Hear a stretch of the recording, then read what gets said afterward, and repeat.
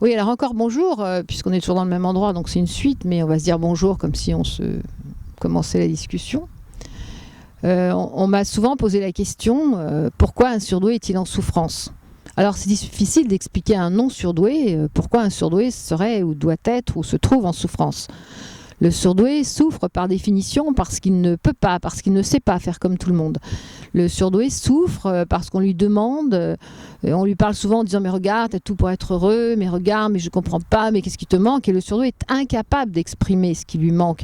Le surdoué peut se trouver dans un environnement très désagréable avec des résonances très négatives pour lui, à savoir beaucoup de bruit, à savoir une luminosité trop violente, à savoir trop de monde, et ne pas être capable d'exprimer ses ressentis.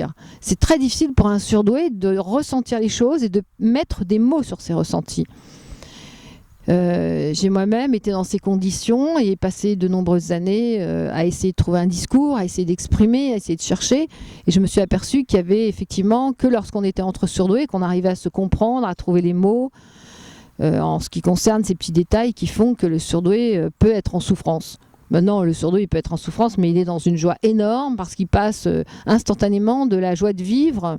Le moindre petit oiseau dans le ciel peut lui donner une immense joie de vivre, comme quelque chose de bruyant qui ne convient pas à son environnement peut le mettre dans une énorme souffrance. Voilà. Alors qu'une personne qui a une sensibilité différente, parce que c'est ça le problème du surdoué, c'est qu'il a une énorme sensibilité, il va ressentir tout ce qui se passe autour de lui, et que les autres personnes n'ont pas du tout ce ressentir, ne sont pas du tout, par exemple, dérangées par les paramètres extérieurs.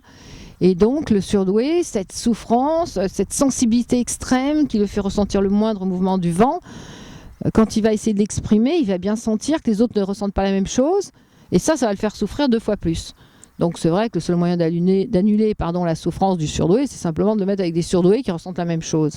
Alors après, on ne peut pas demander d'être dans une communauté fermée, c'est pas ça l'idée. L'idée, c'est que quand on est entre surdoués, on se ressource, on se comprend, on respire, on se pose, c'est quelque chose qui est important.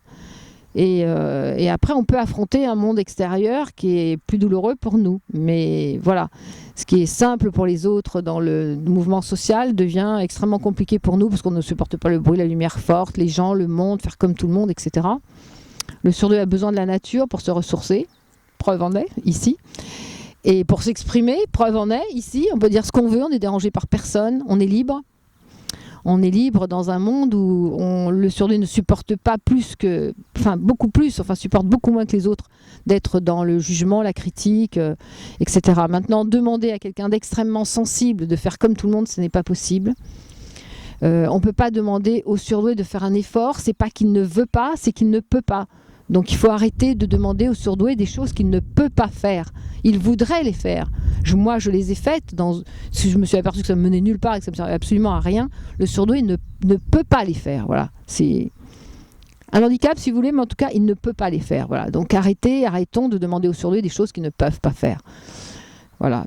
Après, on peut engager le sujet sur plein de choses qu'il ne peut pas faire, sur des analyses traditionnelles, aller voir un psy, être enfermé. Il y a plein de choses. Il y a plein de choses aussi qu'il peut faire sans se rendre compte qu'il est dans une souffrance. Mais après, cette souffrance va déclencher évidemment des symptômes, etc., etc. C'est un sujet. Mais restons déjà sur ce qui le fait souffrir, cette énorme sensibilité. Le surdoué fabriqué ne vit que de l'amour et de l'échange. Le surdoué donne par définition tout le temps de l'amour, du sens aux choses, de l'amour à ce qui l'entoure. Et s'il est dépourvu de cet amour, et s'il ne peut pas déjà le donner, c'est déjà un handicap pour lui, enfin, c'est déjà quelque chose de douloureux, mais si en plus il ne peut pas le recevoir, ou bien qu'il est obligé de demander un échange ou un retour, c'est une souffrance. Voilà, c'est une souffrance. C'est la souffrance du surdoué. Le surdoué est également attaché à sa famille, au sien, même si c'est difficile, même si les liens sont parfois une véritable torture pour lui. Pour tous les surdoués, pour beaucoup, en tout cas nombreux, dont la famille ne les comprend pas. Malgré tout, il aime sa famille et il s'en séparera que très rarement, peut-être à la période d'adolescence, mais en tout cas, il restera attaché très, très longtemps à cette famille où il demandera tout le temps « mais pourquoi ? Mais pourquoi ?» Pourquoi? Et la réponse, c'est simplement, mais juste pour un peu d'amour. Pourquoi est-ce que vous ne me donnez pas juste ce peu d'amour pour que moi, je puisse... tiens, la nature reprend le dessus. Pour que moi, je puisse continuer de vivre.